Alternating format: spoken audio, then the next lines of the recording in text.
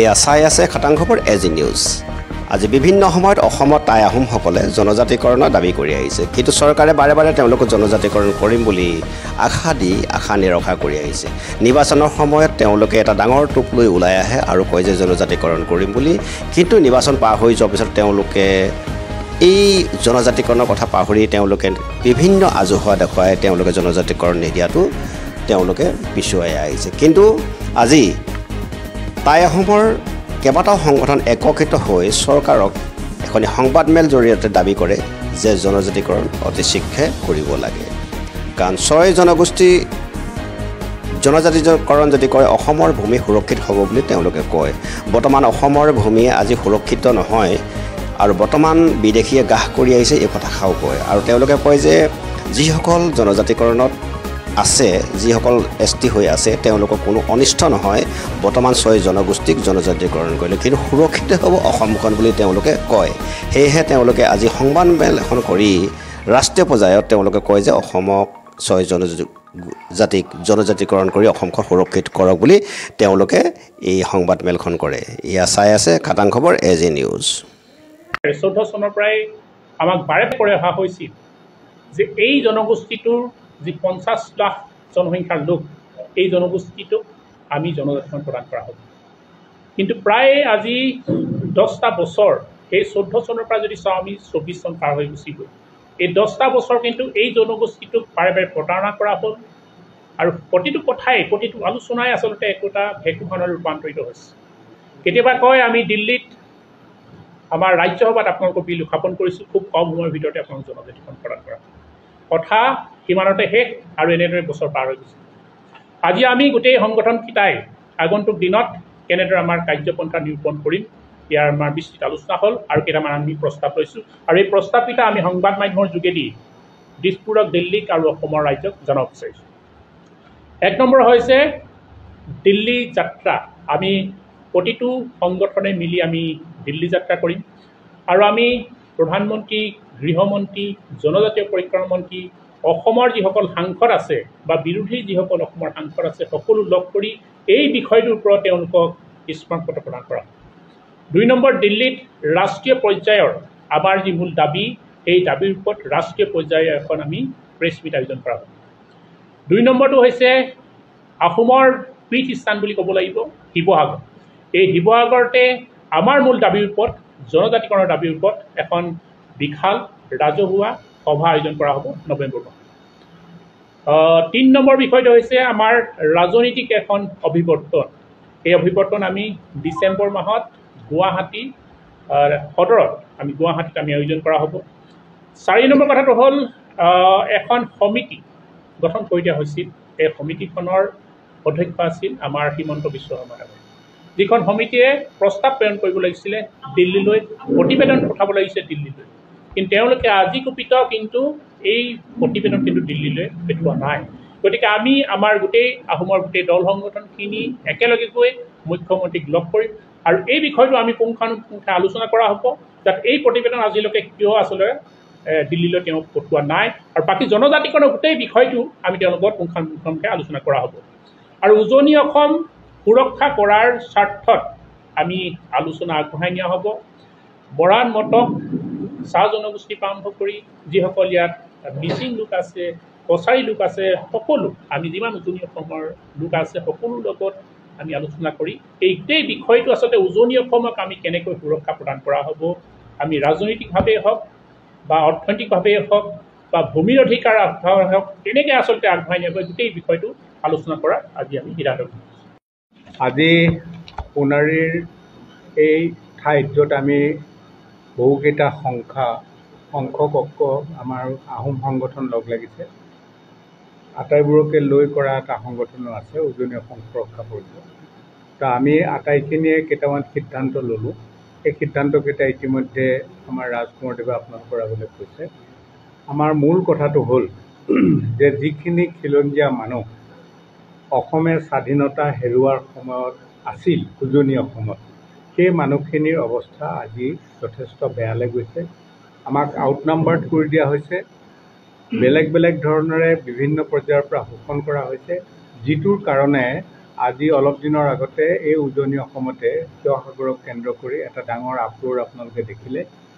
এই আপচাৰ্জটো তেওঁলোকে এটা পলিটিকেল ৰহণ সানিবৰ কাৰণে যিটো আচুৰ আন্দোলনটো কৰা হৈছিল, প্ৰথমতে বহিৰাগত কৰি পিছত বিদেশীলৈ গৈ কেইটা বছৰ আন্দোলন কৰা হ'ল, 855 জন শ্বহীদ হ'ল, তাৰ পিছৰ কথাবোৰ অসমীয়া মানুহে জানে।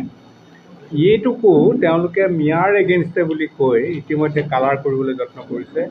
আমি দৃঢ়ভাৱে কৈছোঁ যে আজিৰ আলোচনাৰ যোগেদি সেইটো অসমৰ ৰাইজলৈ কৈছোঁ যে এই আপচাৰ্জটো উজনি অসমৰ মাজত হোৱা এই খিলঞ্জীয়া আপচাৰ্জটো এইটো মিয়াৰ এগেইনষ্টে নহয়। মিয়াক আমি খেদিব নালাগে সেই কথাটো কোৱা নাই, কিন্তু তেওঁলোকক খেদাটো আমি বিজ্ঞানসন্মতভাৱে খেদিম। তেওঁলোকে কৰা কামবোৰ ইয়াৰ মানুহে কৰিব, তাৰ কাৰণে আমি ব্যৱস্থা কৰাৰ সিদ্ধান্ত লৈছোঁ। আৰু গোটেই অঞ্চলটোৱে এগেৰিয়ান, কৃষিৰ ওপৰত নিৰ্ভৰশীল এটা এৰিয়া। গতিকে গভৰ্ণমেণ্টে আমাক এই কৃষিটো মেকেনাইজড লাইনত নিবৰ কাৰণে হেল্প কৰিব লাগে। আৰু মোৰ চাইণ্টিফিকেলি যিমানবোৰ মানে গভৰ্ণমেণ্টৰ আঁচনি আছে, সেই আঁচনিবোৰৰ ভিতৰত মোৰ চাইণ্টিফিকেলি আমি আমাৰ এই অঞ্চলৰ মানুহখিনিক এগেৰিয়ানভাৱে ওলাই লৈ গুচি যাম। আমাৰ ইয়াত অসমৰ মানুহে তাঁত বোৱাৰ কথাটো আমি এটাই জানো। আমি উজনি অসমত যদি 30,000খন লুমছ আমাৰ মানুহৰ মাজত দিওঁ, প্ৰত্যেকখন লুমছত যদি এখনকৈও গামোচা পাৰ ডে ওলায়, তেতিয়াহ'লে অকল অৰ্থনৈতিক শক্তিশালীটো নহয়, আমাৰ মানুহখিনিয়ে এটা ইকনমিক ট্ৰেণ্ডো পাব। আৰু 2 নম্বৰ কথাটো হ'ল যে যিটো আমাৰ অৰ্থনৈতিকভাৱে আমাৰ মানুহখিনি, এতিয়া কোনোবাই 1200 টকা দি দিছে, কোনোবাই কিবা কৰি দিছে, এইবোৰ মানে টেম্পৰেৰী কথা। এই টেম্পৰেৰী কথাবোৰৰ যোগেদি জাতি এটা ধ্বংস হ'ব। আমি সমগ্ৰ পৃথিৱীৰ বুৰঞ্জীত এনেকুৱা বহু কথা দেখিছোঁ। ভেনিজুৱেলা কমপ্লিট ৰূপে আনৰ ওপৰত গুচি গ'ল। ইতিমধ্যে শ্ৰীলংকাত কি হ'ল আপোনালোকে দেখিছে, পাকিস্তান কি হৈ আছে দেখিছে। গতিকে এইবোৰৰ ক্ষেত্ৰত যাতে ভাৰতৰ একেবাৰে মূৰত থকা অংগৰাজ্যখন, যি এটা স্পেচিয়েল হিষ্ট্ৰী আছে, entire India was subjugated by those mighty force in that time, কিন্তু অসমক নোৱাৰিলে। 17 টাইমছ এটেক কৰাৰ পিছতো আমি আমাৰ পূৰ্বপুৰুষৰ সেই যিটো শৌৰ্য বীৰ্য, সেইটো আজিৰ দিনত আমি সেইটো দিনৰ কথা নহয়, আজিৰ দিনত যিটো ইণ্টেলেকচুৱেলি এটেক আপ কৰিব লাগে, তাৰ কাৰণে উজনি অসমৰ ৰাইজে জাগ্ৰত হৈছে, জাগ্ৰত হ'ব। আৰু কম দিনৰ ভিতৰতে ইয়াত নিজৰ নিজৰ যিখিনি কাম কৰিব লগা আছে কৰিবলৈ যত্ন কৰিব। গভৰ্ণমেণ্টে আমাক দিব লগাখিনি দিব লাগিব। আমি কৈছোঁ যে উজনি অসমৰ মাটিখিনি ঠিক আছে, কনষ্টিটিউচনেলি আমাৰ নহয়, নোৱাৰি, কিন্তু ইয়াত যত্ন কৰি ৰাখিব পাৰি। যেনে বেল্ট কৰি ট্ৰাইবেল ৰাখিব পাৰে, ব্লক কৰি দৰকাৰী মাটিখিনি ৰাখিব পাৰে। আমি কৈছোঁ যে 1826 চনত যিখিনি খিলঞ্জীয়া মানুহ উজনি অসমত আছিল, সেই মানুহখিনিৰ মাটিখিনি দৰকাৰ হ'লে বেল্ট, দৰকাৰ হ'লে ব্লক, যি কৰি হ'লেও ৰাখি দিব লাগে, যাতে আমাৰ হাতৰ পৰা মাটিখিনি গুচি নাযায়। 1 2 নম্বৰ কথা, অৰ্থনৈতিকভাৱে গভৰ্ণমেণ্টে যিবোৰ আঁচনি সেইবোৰ আমি কৰিবলৈ যত্ন কৰিম। তাৰ কাৰণে যদি ৰাজনৈতিকভাৱেও আমি কথাটো এষ্টাব্লিছ কৰিবলৈ যত্ন কৰিব যদি লাগে, তেতিয়াহ'লে আমি সেইটো কৰিবলৈ যত্ন কৰিম। মুঠ কথা, এতিয়া আৰু কেৱল কথাৰে উজনি অসমৰ মানুহক তেওঁলোকে আগুৱা বঢ়াব নোৱাৰিব। আৰু আহোমসকল, যিসকলে এণ্টায়াৰ হিষ্ট্ৰীত এটা নতুন অৱস্থা ক্ৰিয়েট কৰিছে, এইসকলক ইমান বেছি তললৈ যাবলৈ দিয়াটো আমি বৰ দুখ পাইছোঁ। আৰু সেইটো কেৱল আমি দুখ পাই মনে মনে বহি থাকিম বুলিও ভবা নাই। গভৰ্ণমেণ্টে এইটো নভবা ভাল যে উই উইল এছাৰ্ট আৱাৰ পজিশ্যন। এই কথাখিনিকে আপোনালোকৰ যোগেদি আমি ৰাইজৰ মাজলৈ পঠাইছোঁ। আমি আশা কৰিম যে আমাৰ কোৱা কথাখিনি যাতে টুইষ্ট নহয়। এনেকৈ কৈছিলে, মিয়া খেদিম বুলি কৈছিলে, মিয়া নেখেদোঁ বুলি কৈছে, এই কথাবোৰ যাতে টুইষ্ট নহয়, আমি আশা কৰিম আপোনালোকে আমাক সহায় কৰিব। ধন্যবাদ। যে আহোম জনগোষ্ঠীয়ে জনজাতিকৰণৰ মৰ্যাদা বিচাৰিছে। কি কাৰণে বিচাৰিছোঁ? যে আমি দেখিছোঁ যে বিভিন্ন ক্ষেত্ৰৰ পৰা আহোম জনগোষ্ঠীৰ যিসকল লোক আছে, সকলো ক্ষেত্ৰৰ পৰাই ক্ৰমান্বয়ে আঁতৰি যাবলৈ বা আঁতৰাই নিবলৈ কোনোবাই প্ৰয়াস কৰিছে। এই ৰাজনৈতিক ক্ষেত্ৰখনৰ কথাই আপোনালোকে কওক, সাংস্কৃতিক জগতখনৰ কথাই লাগিলে আপোনালোকে কওক, ভূমি অধিকাৰৰ কথাই কওক, অৰ্থনৈতিক স্বাৱলম্বিতাৰ কথাই কওক, গোটেই ক্ষেত্ৰবিলাকৰ পৰা আহোম জনগোষ্ঠীৰ প্ৰতিনিধিসকলক, উঠি অহা নৱপ্ৰজন্মৰ প্ৰতিজন প্ৰতিনিধিকে আঁতৰাই যোৱাৰ এটা প্ৰক্ৰিয়া ইতিমধ্যে আৰম্ভ হৈছে। আৰু এই প্ৰক্ৰিয়া যদি ক্ৰমান্বয়ে চলি থাকে, তেতিয়াহ'লে আহোম জনগোষ্ঠীৰ লোকসকলে অসমতেই ছেকেণ্ড ক্লাছ চিটিজেন হিচাপে জীৱন অতিবাহিত কৰিব লাগিব। এই প্ৰক্ৰিয়াটোৰ পৰা উপশম পাবৰ কাৰণে আমি 50 লাখ আহোম জনগোষ্ঠীৰ ৰাইজ একত্ৰিতভাৱে আৰু লগত 5 জনগোষ্ঠীক লৈ আমি জনজাতিকৰণৰ মৰ্যাদা বিচাৰিছোঁ। তাৰ অৰ্থ এইটো নহয় যে কেৱল জনজাতিকৰণৰ মাধ্যমেদি আহোম জনগোষ্ঠী বা অন্য 5 জনগোষ্ঠীৰ লোকসকলে অসমত সুৰক্ষিত ভৱিষ্যতৰ দিশে গতি কৰিব, এইটো কথা নহয়। অসমত যি ধৰণৰ এতিয়া প্ৰক্ৰিয়া আৰম্ভ হৈছে, অসমত যি ধৰণে খিলঞ্জীয়া নিগ্ৰহিত হৈছে, নিজৰ ভূমিত নিজৰ ঘৰতে খিলঞ্জীয়া যিদৰে ৰাজপথলৈ ওলাই আহিবলগীয়া পৰিৱেশ সৃষ্টি হৈছে, এই পৰিৱেশ যাতে অনাগত দিনতো নাহে তাৰ কাৰণে অসমৰ 6 জনগোষ্ঠীৰ জনজাতিকৰণৰ মৰ্যাদা পোৱাটো খুবেই প্ৰয়োজনীয় বিষয় হৈ পৰিছে। যদি অসমৰ 6 জনগোষ্ঠীৰ ৰাইজে জনজাতিকৰণৰ মৰ্যাদা নাপায়, তেতিয়াহ'লে অনাগত দিনত অসম অসমীয়া হাতত নাথাকিব। আনহে নালাগে বিধানসভাখনো খিলঞ্জীয়া ৰাইজৰ আধিপত্য নাথাকিব, প্ৰতিনিধিসকল বহিৰাগত হ'ব আৰু মুখ্যমন্ত্ৰীজনো খিলঞ্জীয়া মনৰ মানুহ নহ'ব। সেইকাৰণে আমি 6 জনগোষ্ঠীৰ জনজাতিকৰণৰ মৰ্যাদাটো খুব সোনকালে চৰকাৰৰ পৰা বিচাৰিছোঁ। এইটো সাংবিধানিক এটা ডিমাণ্ড, এটা এটা পলিটিকেল ডিমাণ্ড। আৰু দ্বিতীয় কথা হ'ল যে 6 জনগোষ্ঠীৰ জনজাতিকৰণৰ প্ৰক্ৰিয়াটো ত্বৰান্বিত হোৱাৰ লগে লগে কোনো ব্যক্তিয়ে এনেকৈ ক'ব খোজে যে 6 জনগোষ্ঠীক জনজাতিকৰণৰ মৰ্যাদা দিলে এক্সিষ্টিং যিবিলাক ট্ৰাইবেল আছে তেখেতলোকৰ ক'ৰবাত অধিকাৰ ভোগ কৰাৰ ক্ষেত্ৰত হানি বিঘিনি হ'ব। কিন্তু পোনপটীয়াভাৱে আমি স্পষ্টভাৱে জনাই দিব বিচাৰিছোঁ যে এক্সিষ্টিং ট্ৰাইবেলসকলৰ কোনো ধৰণৰ হানি বিঘিনি নোহোৱাকৈ আমি নতুনকৈ জনজাতীয় অন্তৰ্ভুক্তি হ'ব বিচাৰিছোঁ। আৰু ইয়াৰ পৰা কাৰো অধিকাৰ খৰ্ব নহয়, কেৱল মাত্ৰ অসমখন অসমীয়াৰ হ'ব, অসম প্ৰতিটো সম্পদৰ ওপৰত অসমীয়াৰ আধিপত্য থাকিব, অসম বিধানসভাখন অসমীয়াৰ দপদপনি চলিব। এই কথাবোৰৰ কাৰণে আমি জনজাতিকৰণৰ মৰ্যাদা বিচাৰিছোঁ। খালি পলিটিকেলি এই কথাবিলাকৰ মাজত এটা বিভেদ অনা হৈছে, কিন্তু সকলোৱে বুজি পাইছে, জনজাতীয় ৰাইজসকলেও বুজি পাইছে এই কথাটো, আৰু অজনজাতীয় ৰাইজসকলেও বুজি পাইছে। যদি অসম সুৰক্ষিত হ'বলগীয়া হয়, অসমত যদি খিলঞ্জীয়াৰ দপদপনি থাকিবলগীয়া হয়, ভূমি অধিকাৰ যদি অসমীয়াৰ ওচৰত থাকিব লাগে, খিলঞ্জীয়াৰ ওচৰত থাকিব লাগে, অৰ্থনৈতিক অধিকাৰ যদি খিলঞ্জীয়া থলগীৰ ৰাইজৰ ওচৰত থাকিব লাগে, তেতিয়াহ'লে অসমৰ 6 জনগোষ্ঠীক জনজাতিকৰণৰ বাদে কোনো এটা বিজ্ঞানসন্মত দৃষ্টিভংগী এই মুহূৰ্তত চৰকাৰৰ ওচৰতো নাই আৰু অসমীয়া ৰাইজৰ ওচৰতো নাই। সেইকাৰণে আমি 6 জনগোষ্ঠীৰ ৰাইজে জনজাতিকৰণৰ মৰ্যাদা বিচাৰিছোঁ আৰু আপোনালোকৰ মাধ্যমেদি পুনৰবাৰ চৰকাৰৰ ওচৰত সাজু এই কথাটো দাবী উত্থাপন কৰিছোঁ।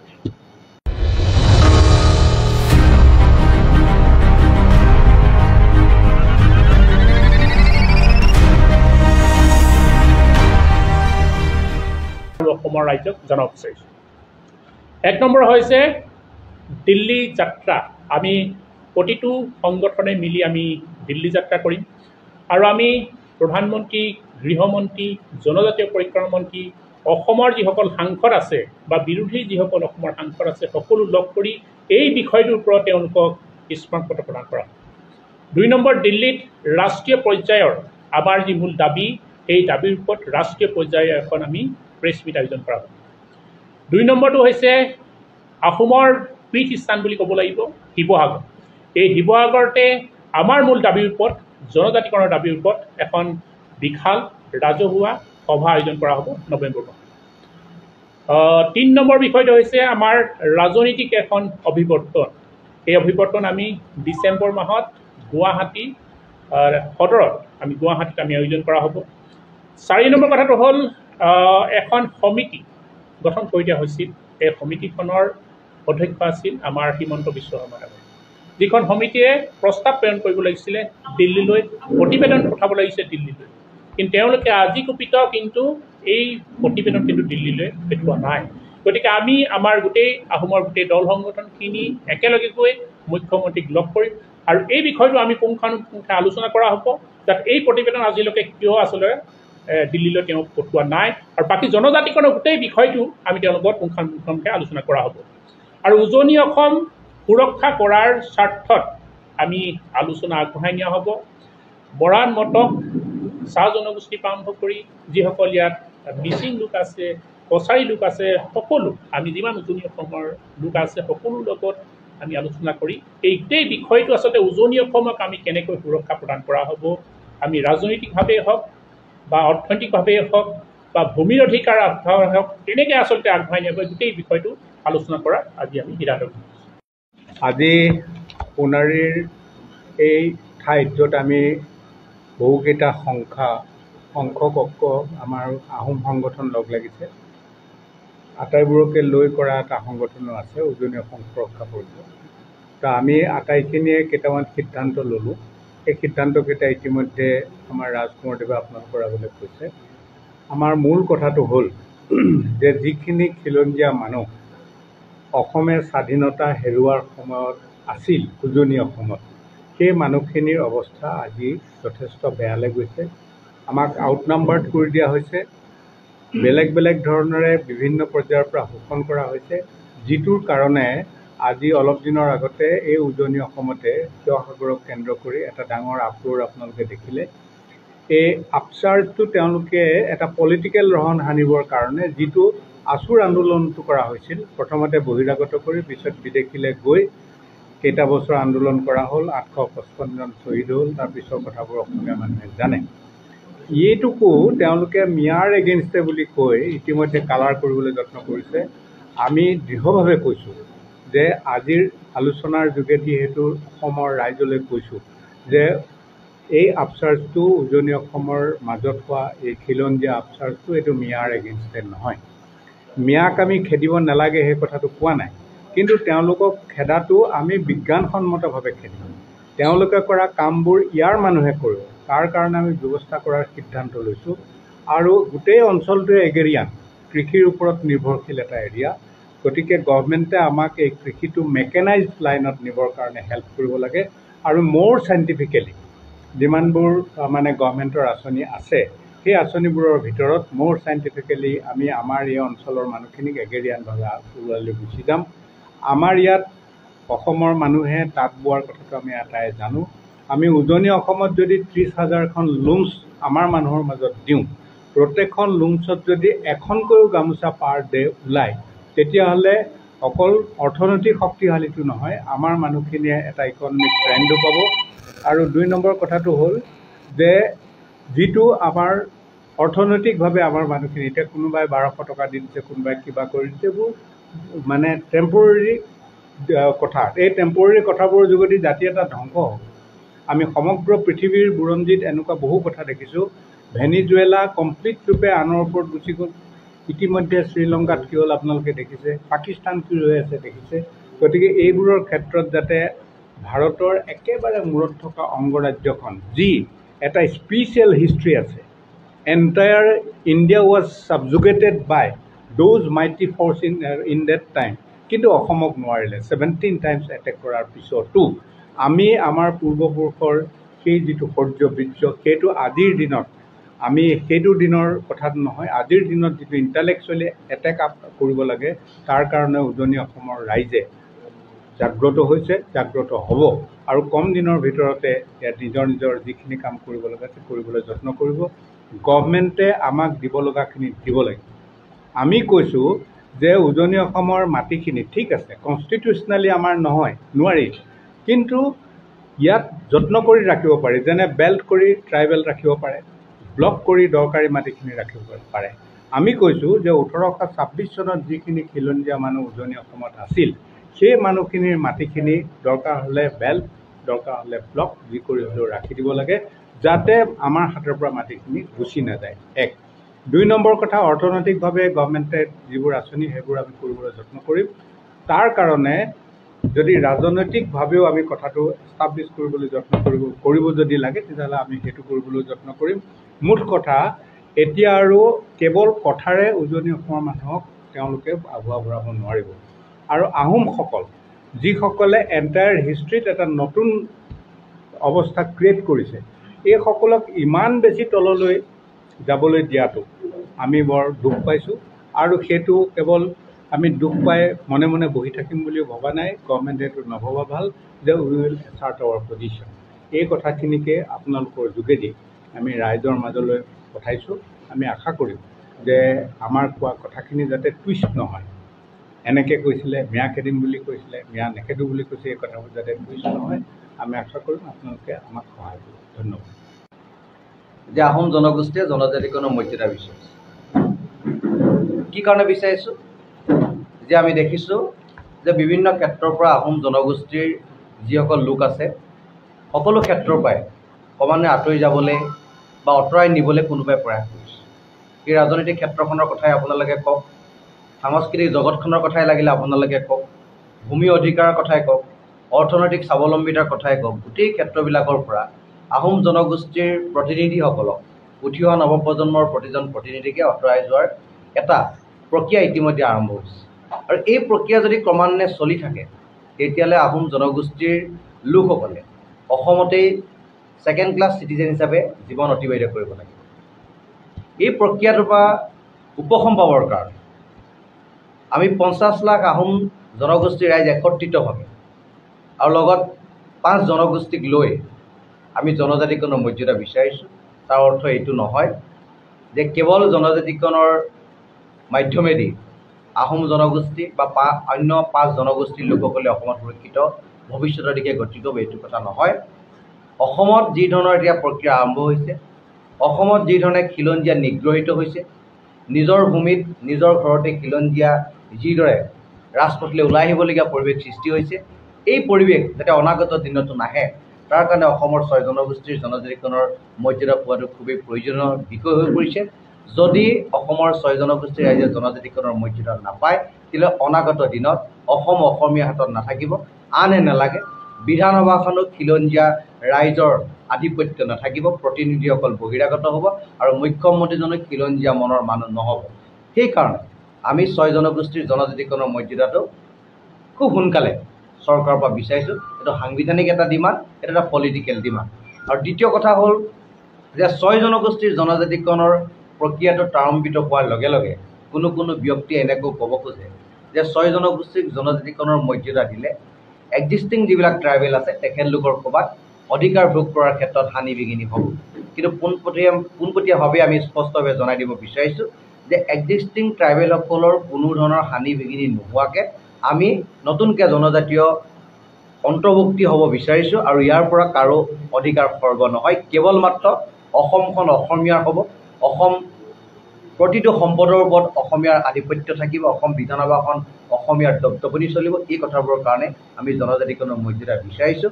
খালি পলিটিকেলি এই কথাবিলাকৰ মাজত এটা বিভেদ অনা হৈছে, কিন্তু সকলোৱে বুজি পাইছে, জনজাতীয় ৰাইজসকলেও বুজি পাইছে এই কথাটো আৰু অজনজাতীয় ৰাইজসকলেও বুজি পাইছে। যদি অসম সুৰক্ষিত হ'বলগীয়া হয়, অসমত যদি খিলঞ্জীয়াৰ দপদপনি থাকিবলগীয়া হয়, ভূমি অধিকাৰ যদি অসমীয়াৰ ওচৰত থাকিব লাগে, খিলঞ্জীয়াৰ ওচৰত থাকিব লাগে, অৰ্থনৈতিক অধিকাৰ যদি খিলঞ্জীয়া থলগী ৰাইজৰ ওচৰত থাকিব লাগে, তেতিয়াহ'লে অসমৰ 6 জনগোষ্ঠীক জনজাতিকৰণৰ বাদে কোনো এটা বিজ্ঞানসন্মত দৃষ্টিভংগী এই মুহূৰ্তত চৰকাৰৰ ওচৰতো নাই আৰু অসমীয়া ৰাইজৰ ওচৰতো নাই। সেইকাৰণে আমি 6 জনগোষ্ঠীৰ ৰাইজৰ জনজাতিকৰণৰ মৰ্যাদা বিচাৰিছোঁ আৰু আপোনালোকৰ মাধ্যমেদি পুনৰবাৰ চৰকাৰৰ ওচৰত সাজু এই কথাটো দাবী উত্থাপন কৰিছোঁ।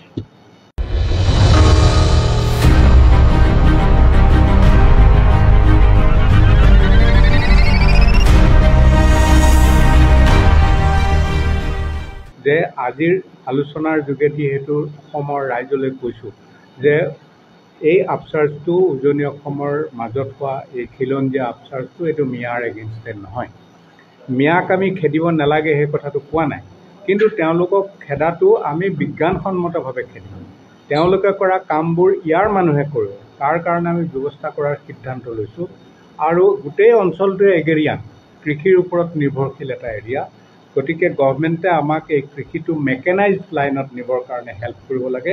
আৰু মোৰ চাইণ্টিফিকেলি যিমানবোৰ গভৰ্ণমেণ্টৰ আঁচনি আছে, সেই আঁচনিবোৰৰ ভিতৰত মোৰ চাইণ্টিফিকেলি আমি আমাৰ এই অঞ্চলৰ মানুহখিনিক এগেৰিয়ানভাৱে ওলালৈ গুচি যাম। আমাৰ ইয়াত অসমৰ মানুহে তাঁত বোৱাৰ কথাটো আমি আটাই জানো। আমি উজনি অসমত যদি 30,000খন লুমছ আমাৰ মানুহৰ মাজত দিওঁ, প্ৰত্যেকখন লুমছত যদি এখনকৈও গামোচা পাৰ ডে ওলায়, তেতিয়াহ'লে অকল অৰ্থনৈতিক শক্তিশালীটো নহয়, আমাৰ মানুহখিনিয়ে এটা ইকনমিক ট্ৰেণ্ডো পাব। আৰু 2 নম্বৰ কথাটো হ'ল যে যিটো আমাৰ অৰ্থনৈতিকভাৱে আমাৰ মানুহখিনি, এতিয়া কোনোবাই 1200 টকা দি দিছে, কোনোবাই কিবা কৰি দিছে, এইবোৰ টেম্পৰেৰী কথা। এই টেম্পৰেৰী কথাবোৰৰ যোগেদি জাতি এটা ধ্বংস হ'ব। আমি সমগ্ৰ পৃথিৱীৰ বুৰঞ্জীত এনেকুৱা বহু কথা দেখিছোঁ। ভেনিজুৱেলা কমপ্লিট ৰূপে আনৰ ওপৰত গুচি গ'ল। ইতিমধ্যে শ্ৰীলংকাত কি হ'ল আপোনালোকে দেখিছে, পাকিস্তান কি হৈ আছে দেখিছে। গতিকে এইবোৰৰ ক্ষেত্ৰত যাতে ভাৰতৰ একেবাৰে মূৰত থকা অংগৰাজ্যখন, যি এটা স্পেচিয়েল হিষ্ট্ৰী আছে, entire India was subjugated by those mighty force in that time, কিন্তু অসমক নোৱাৰিলে 17 টাইমছ এটেক কৰাৰ পিছতো। আমি আমাৰ পূৰ্বপুৰুষৰ সেই যিটো শৌৰ্য বীৰ্য সেইটো আজিৰ দিনত আমি সেইটো দিনৰ কথাত নহয়, আজিৰ দিনত যিটো ইণ্টেলেকচুৱেলি এটেক আপ কৰিব লাগে তাৰ কাৰণে উজনি অসমৰ ৰাইজে জাগ্ৰত হৈছে, জাগ্ৰত হ'ব আৰু কম দিনৰ ভিতৰতে ইয়াত নিজৰ নিজৰ যিখিনি কাম কৰিব লগা আছে কৰিবলৈ যত্ন কৰিব। গভৰ্ণমেণ্টে আমাক দিব লগাখিনি দিব লাগিব। আমি কৈছোঁ যে উজনি অসমৰ মাটিখিনি ঠিক আছে, কনষ্টিটিউচনেলি আমাৰ নহয়, নোৱাৰি, কিন্তু ইয়াত যত্ন কৰি ৰাখিব পাৰি, যেনে বেল্ট কৰি ট্ৰাইবেল ৰাখিব পাৰে, ব্লক কৰি দৰকাৰী মাটিখিনি ৰাখিব পাৰে। আমি কৈছোঁ যে 1826 চনত যিখিনি খিলঞ্জীয়া মানুহ উজনি অসমত আছিল, সেই মানুহখিনিৰ মাটিখিনি দৰকাৰ হ'লে বেল্ট, দৰকাৰ হ'লে ব্লক যি কৰি হ'লেও ৰাখি দিব লাগে, যাতে আমাৰ হাতৰ পৰা মাটিখিনি গুচি নাযায়। 1 2 নম্বৰ কথা, অৰ্থনৈতিকভাৱে গভৰ্ণমেণ্টে যিবোৰ আঁচনি সেইবোৰ আমি কৰিবলৈ যত্ন কৰিম। তাৰ কাৰণে যদি ৰাজনৈতিকভাৱেও আমি কথাটো এষ্টাব্লিছ কৰিবলৈ যত্ন কৰিব যদি লাগে তেতিয়াহ'লে আমি সেইটো কৰিবলৈ যত্ন কৰিম। মুঠ কথা, এতিয়া আৰু কেৱল কথাৰে উজনি অসমৰ মানুহক তেওঁলোকে আভুৱা ভৰাব নোৱাৰিব। আৰু আহোমসকল যিসকলে এণ্টায়াৰ হিষ্ট্ৰীত এটা নতুন অৱস্থা ক্ৰিয়েট কৰিছে, এইসকলক ইমান বেছি তললৈ যাবলৈ দিয়াটো আমি বৰ দুখ পাইছোঁ। আৰু সেইটো কেৱল আমি দুখ পাই মনে মনে বহি থাকিম বুলিও ভবা নাই, গভৰ্ণমেণ্টে এইটো নভবা ভাল যে উই উইল এছাৰ্ট আৱাৰ পজিশ্যন। এই কথাখিনিকে আপোনালোকৰ যোগেদি আমি ৰাইজৰ মাজলৈ পঠাইছোঁ। আমি আশা কৰিম যে আমাৰ কোৱা কথাখিনি যাতে টুইষ্ট নহয়, এনেকৈ কৈছিলে মিয়া খেদিম বুলি কৈছিলে, মিয়া নেখেদোঁ বুলি কৈছে, এই কথাবোৰ যাতে টুইষ্ট নহয় আমি আশা কৰিম আপোনালোকে আমাক সহায় কৰিব। ধন্যবাদ।